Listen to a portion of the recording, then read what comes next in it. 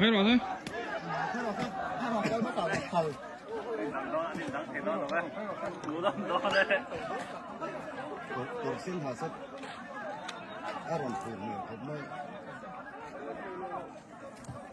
Thứ này hiện là xăm lắm.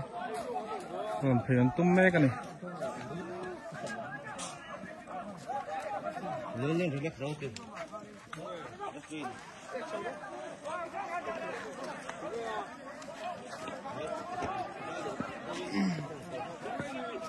Biết thì một tề và zoom bóc tề.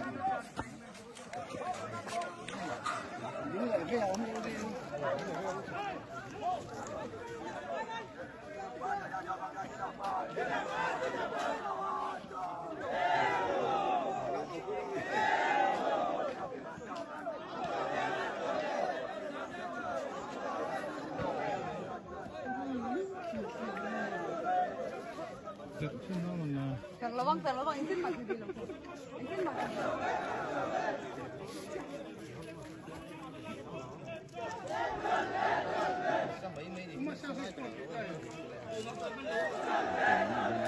Nông cạn chúng mình养起来，这样子。